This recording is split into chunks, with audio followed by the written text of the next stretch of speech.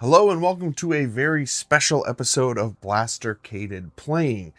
Today, we are very lucky to be playing the beta version of The Last Signal by Blacksite Studios. We have been sent the miniatures early of the hostels and we got them all painted up for this video. There's also a painting video that's also being released today. I just said also a whole bunch in a row. But this is the first game of The Last Signal. It is a sci-fi 80s horror survival game where you are trying to make your way through a gridded map, and on the map have different like hostile levels, different danger levels. You're taking a lone character through to try to find the Silence, which is a group of people outside of the city that have contacted you and are trying to get to save you. So basically, it is a game of survival, small board, and the boards are separated into 4 areas. So you have A, B, C, and D. Each area is like 6 and 12, and you'll roll depending on the danger level when you set up your board. You'll either roll a D4, D6, D8, D10 to find out what hostiles are on the board. You'll also roll to find out what kind of area you're setting up, and I kind of got a gas station area, so I kind of just set this up. You know, it's a destroyed city, there's a gas station, there are cars to be looted, there are buildings. This is a locked building, which means there could be better things in it, I believe. When you loot something, you roll on charts to find out what you can get, stuff like that. It's very in depth.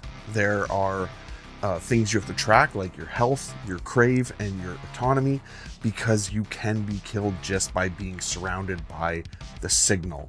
And the signal is what's turned all these people into mindless tech zombies. So what we want to do is we want to get through the city.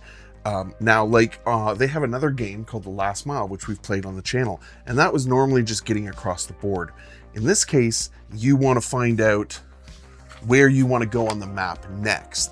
So depending on where the Silence is, there's also a character tile on the board that you find out when you play, that you can sell things, kind of like the guy in Resident Evil 4, what are you, boy, and that guy? Anyway, so you want to get to the Silence. So depending on where you leave the board is what next grid you go to on your map. So if I leave from the north, I have to go to the north grid. If I go to the east, I have to go to the east grid next. So right now, going to the north is going to be danger level 1. The board setup right now is danger level 1. There's a lot of hostiles on it. So it might be better to go east to danger level 0, which means there's not going to be as much going on, and then try to go north from there. So I think we're going to have to figure this out. We can't go back that way because that's our home base. We could also go south, and that would mean to get this escape route right here. So we also have that option, and it all depends on where the Silence has been located on your map. And you're going to roll a D20 and a D20 to find out where things are, and it's all going to be explained in the rules. Now, again, one last time, this is a beta rule set, so things are not finalized exactly, but we're going to play through our first game of The Last Signal right now, and hopefully we don't, perish. Okay, so for the first thing that we do is we have all the actions that we can do, and, move, attack, interact. Some actions make noise, some don't. You can also exert your character. Exerting your character will up your crave value, so you have to watch your health and your crave, because you can basically become famished and pass away, or be attacked and pass away. So we want to move, and anytime you do 2 of the same actions in a turn, you are going to take a crave for that. So I've got my book here, and the first thing I'm going to do is I'm going to loot the truck here. So this is a vehicle. So the first thing we need to do is we need to roll a soul test to see if we actually loot it. And when you create your character, you get 3 stats that you can use, 4, 5, and 6, and you're going to allot those to attack, defend, and soul. Right now, my soul's at 6. It's not great, but you also have a character background that you can pick, and mine is the party animal. And right now I have a night owl trait, which you also get to pick, and an addictive personality. So that you have a trait and a flaw. A bonus and a flaw. So mine is the night owl. So as long as there's more than 3 hostiles on the board, I get a +1 to my soul roll. So let's do that. We get 1. So nothing. Things are starting off great. We scavenged, right? And we failed, but even trying that makes a noise token. So we're going to put down a noise token here. So even scavenging makes a noise. So a noise token comes at the exact spot of the action. And then the nearest hostile to that is going to make a move. So the nearest hostile is the absorbed drone, and he's going to move 3.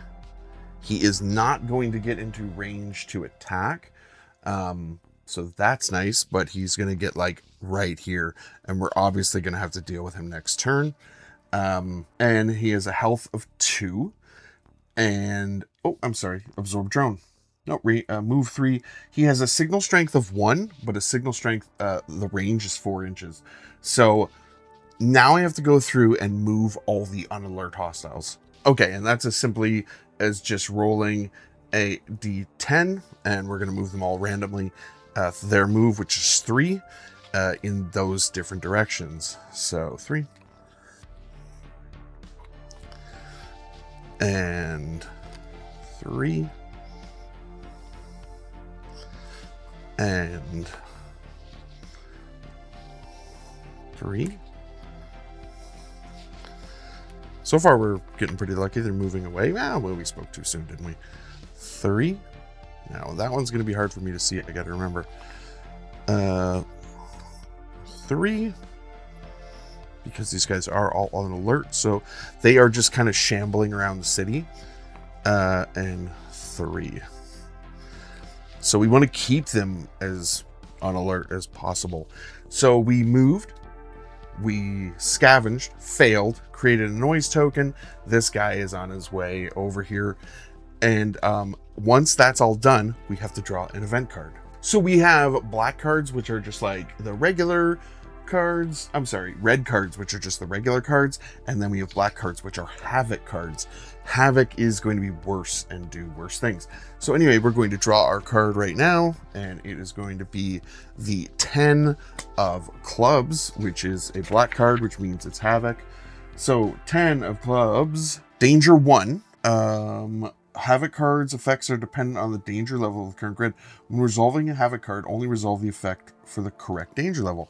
So danger 1, absorbed hive. So I'm pretty sure that's 3 of them all together. So it's actually 3 of these become an absorbed hive, and it tells you that it comes into this quadrant, which is of course where I am. So it's going to show up in the middle and then scatter D10. Of course, I just dropped the D10 because that's life. And it's going to scatter D10, so it's going to scatter 3 guys right back here. Now, this is now known as an absorbed hive. Now, at any time during the special rules for the absorbed drone, which are the regular guys, if there are ever 3 or more absorbed drones within signal distance of each other, move them so that all their bases are touching. They are now an absorbed hive, acting as 1.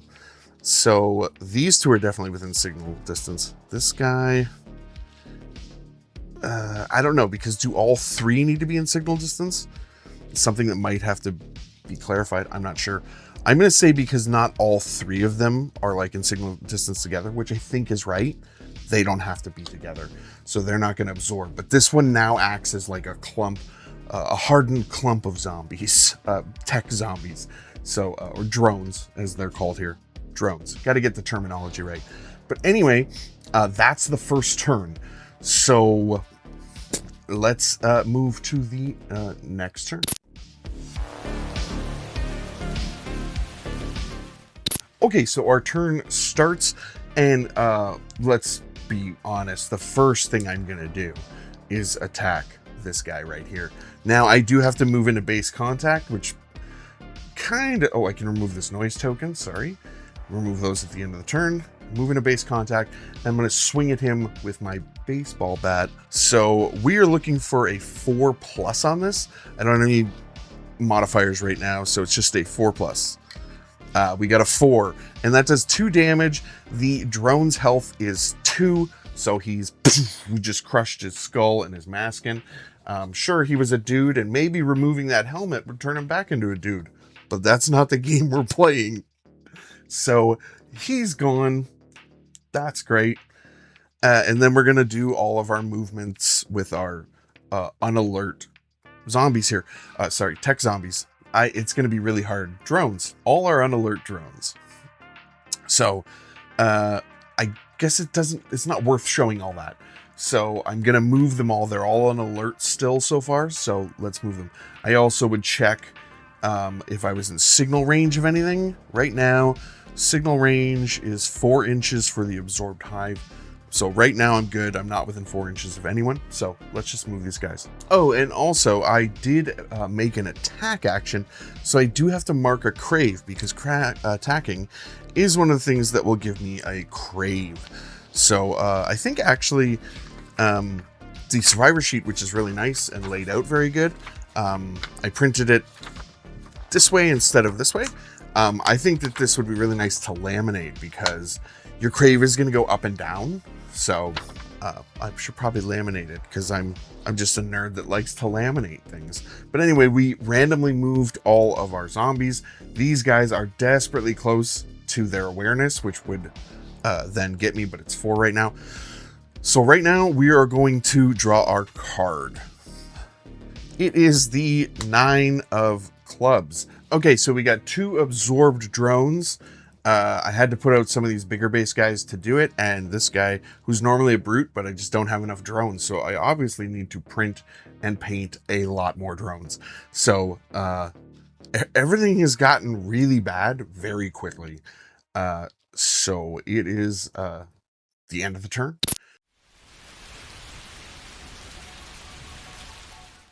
Okay, so the next turn, wow. I don't know what to do. I really hope that I'm not playing this incorrectly, but I think I'm playing it right. So there's a lot more of sneaking around that needs to be done in this game, obviously. So I am going to just roll up 6 here. Your movement is 6. Your awareness is 18 as a survivor. And I think I'm going to use my hunting bow to shoot this lady here. So again, my attack is 4. This weapon is bulky. So it has keyword bulky and the keyword silence. So it's not going to make any noise. So bulky just means I can't use that weapon while engaged, but I'm not engaged. So we're looking for a 4+ on this. We get a 7. That is a 4+, obviously. And it does 2 damage, which means we just put an arrow through her signal headset right there, right through the eye, and she is done. So we moved and we shot. That's our turn. We didn't do anything that created noise. We didn't do anything that created an exertion, but we did attack. So we get another crave. And you have 20. Once you get up to 20 crave, you're done. So you can see where things can spiral out of control here. Our health is fine. We're just getting hungry. So we now have to move randomly all of these guys. They're not alert yet because we're taking things very slowly. Okay, so we move them all randomly. So we do have to draw an event card. And we've got the 4 of hearts. It's not good. 4 of hearts, or a red 4, is an emergency siren. All unalert hostiles immediately move 3 inches towards the nearest survivor. Let's do that. And I believe if they get into range, they become alert hostile. Okay, so we moved them all. Nobody came into range yet. The signal for them, they're still technically just on alert. So, wow. Okay, so we will go to the next turn. Things are not good. Oh, I completely forgot because I've been playing the last mile. There's a defense roll for hostiles. So if they rolled over a 7 when I hit them, they would not be dead. So I better check. That's a 1. And that is a 2. So no, they would still be dead. If they weren't, I would just deploy them randomly on the board, but they're dead. So I forgot to do that. So don't forget to do that. Okay, so we are on the next turn. I feel like the best idea is to shoot this guy and then try to move up the board. So like here's where I can escape from. Right here, which would put me south. This building that's locked, I could also escape from, or over in this corner I can escape from. I'd like to try to not just go, well, I'm done playing, and go out this escape route. So let's try to shoot this guy and then start making our way up. We are going to alert hostiles for sure, but I mean, that's kind of the fun of the game, right? So let's shoot this guy. We need a 4+, and this one is silent, so it's not going to cause any issue. We got a 9, so he is going to roll a defend roll, and on a 7+, he survives. No, he got a 3, so he is dead. And then we're going to move 6. Now we could exert to run 9. Let's do that. Let's exert. We run 9. We're taking a crave. That's going to make a noise. And that noise is going to now. So I'm not sure. It says it at the point of the action. So I think the noise is here. Could be wrong about that. Again, it's a beta test, so there's probably some rules clarifications that just need to be done. I'm not sure, but I mean, that's where I started running. That's where I ended up. So, the nearest hostile would move towards it, and that is these guys. So they're going to move towards it. Okay. And then we have to check signal strength and autonomy and all that. So this guy is within signal strength, so he becomes alert. These two guys are also within signal strength, so they become alert. Okay. Once something is alert, they don't move randomly anymore. They will move according to what their character card says. So we're at the point where they're gonna do their turn anyway. Okay, so then we have to move all the unalert hostiles first. Okay, so we moved all our unalert hostiles first, and then we are now going to move our alert hostiles. So they move a little different. Alert: if this unit has a valid attack target, it will spend its action attacking. If there's a survivor within the unit's awareness, it spends an action to move to it. If a survivor is not within the unit's awareness, it spends an action to move directly towards the closest source of noise. If there's no noise, it moves towards the nearest absorbed. It has 2 actions it does. So if you get to the 3rd point and you redo it again. But anyway, this one will move and he's going to be able to attack. Okay. So let's do his attack. Okay, so he attacks and he has a attack of 6, so he's gonna get 6+, and he is an unarmed attack, so it's just 1 damage. And that'll add up quickly, I'm sure. No, he got a 4, so that's not enough to damage me. I am still engaged with him though. So now these guys will go.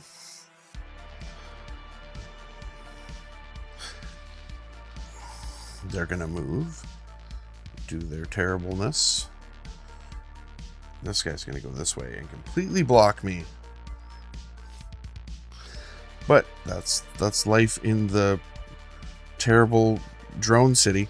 Okay, so then we draw a card to see what happens next. 3, red 3. which is a collapse. Select a random room. All units within the room suffer 2 damage. There's nobody in a room right now, so that's okay.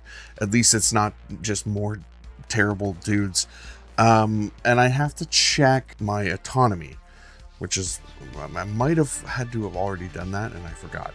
These guys are all within my autonomy range.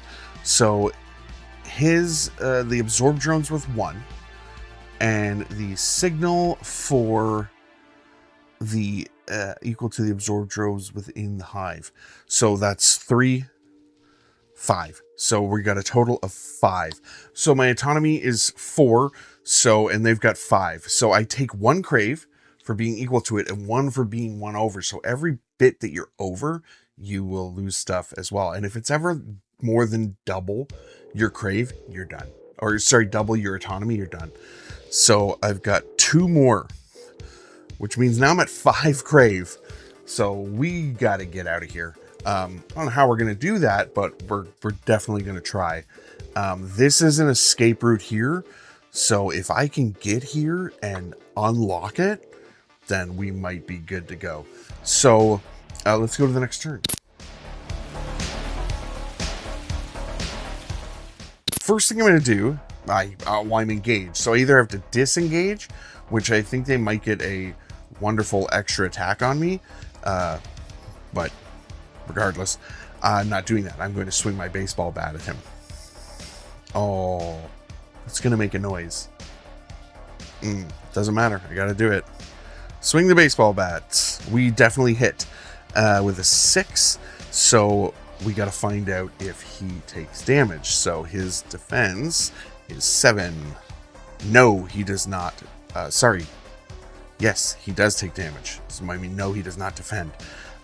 With a 6. So he takes 2 damage. He gets knocked off the board. Then, unfortunately, I should have moved this.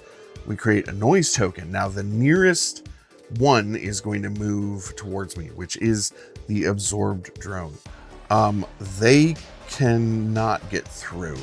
So I'm going to say that instead of that one, this one, because this one can reach me, and that kind of makes a little bit more sense. Like, let's do it so that one can get at me, right? So, boom. He is alert still. He's angry. He's going to attack, and he needs a 6+. He definitely gets a 6, so he hits. I have to see if I defend, and defending is on a 5+. We got a 9. We are good. So that's not my turn. I only went once. So I'm going to attack again. It is going to give me a crave because I'm doing the same action twice. So you can see how this really adds up very quickly. Oh, wait. I didn't mark the other one. Wow. Okay. So, and a crave for attacking. Like, I'm already almost at half crave. Like, this is crazy. Okay. Feels like the game is designed to not get through it, which is tons of fun. So, all right. Nailed him. Hit, and then he's going to roll a defend. And he's got to get a 7+. No. He is dead. Smashed. Oh, I should leave their tokens here. I should leave their tokens there because you can loot their bodies. Yeah, I should leave those there because they can be looted. Okay, so then we would go to the unalert hostiles who are all going to move randomly. I'm going to do that off camera. Okay, then we would go to the alert hostile. He still can't get through there. So, I mean, that is because of his base size, which would be a smaller one. So let's replace him with 3 regular guys because he's not actually a brute. He's a drone. And then they would move forward. Nope. Whoops, said Daisy. So they move forward. So they're all 3 clumped together. So then the absorbed hive is going to technically do their actions. And what we do here is, if a survivor is within the unit's awareness, the models within the hive will move up to 2, trying to warp around the survivor. Then it attacks. This costs 1 action. They have 3 actions. If a survivor is not within this unit's awareness, it spends an action to move towards the nearest survivor. Then it is within awareness of any hostile. So they had to move 3. So that's an action. So then they're going to attack. But they can't swarm around me because they're blocked by terrain, which is, I guess, really good. So they are going to attack. They attack on a 5+. And then after that, they're going to attack again because they have 3 actions. So let's do the first attack here. That's an 8. So it is technically a hit. Let's see if I defend it with a 5+. No, it's a 2. So their damage is 1 damage. So I am taking a damage. That's the first one we've taken. So we are down to 9 health now. So then they'll do their second attack. And it's a 1. So there's nothing there. They're not getting anything on that one. So that's... everything's terrible. No, it's fun. So let's do the event phase. Okay, red 2 is weather. Heavy fog. All ranged weapons suffer -2 to range. So for right now, the weather persists because it's a weather card until another weather card is drawn or until the game ends. So until I draw another weather card, it's -2 to ranges. So my bow, which I'm not clearly able to use, is going to be at -2, so it'd be range 6. So let's go to the next turn. We are going to use the baseball bat. We are attacking with our baseball bat. It is a 6, which is enough to hit. Do they defend, which is a defense of 7? No, they don't. So we hit them. This one dies. And then they're no longer an absorbed drone. Now they're just separate drones. They also get knocked back 2 because of the baseball bat. This one's like under the car. Okay, so now they are just separate drones again. They are still alert, so let's put an alert on both of them. And then let's move to the door here, because that is one of our escape routes. We do have 2 bodies here. I'm wondering if we should loot a body first. But then they're just going to move and trap me back here. So maybe we should just move to the car? No. Let's move to the escape room, because things are very hot in the city. And I think I need to get out of here because we're already not... we're feeling the heat. So that would be my move. We're going to then go and move all the unalert ones. So the alert one, this guy will go first. And he's going to move up, and then he's going to attack. So move and then attack is his next action. No. Yep, no, that's a 5. So he misses. The next one is going to move up and attack. And I believe he gets a +1 to this because he's got a buddy there with him, which is great. That's a 7, so it is a hit. Let's see if we defend on a 5+. We do defend because it's a 9. So we defend that. We didn't get hit. Wonderful. Let's move to the event phase. Okay, we drew a king, which is danger 1, which is absorbed hive D. So we have to then scatter to put out a new absorbed hive. Okay, so we now have a new absorbed hive here. Let's go to the next turn. Okay, next turn. Well, obviously we need to attack, which is going to give us a crave and make a noise. Oh my gosh. Crave. And then we're going to throw down a noise. But we're going to attack first. So we need a 4+. Definitely get it with an 8. Do they defend with a 7+? No, they don't. So he has been smashed off the board. I guess since I didn't attack the other one, he shouldn't get knocked back. But then the noise would then make him move, which he's already there, and then attack. So he's going to get like 2 attacks this turn. So he attacks for a 6+. Yes. Do I defend with a 5+? Yes, I do. So again, we're good. We did attack. We already upped our crave. We put out that noise token. That's fine. So then we would move all the unalert drones. Okay, so then we would just move to the alert one. These ones are lucky. They just keep smashing into this wall.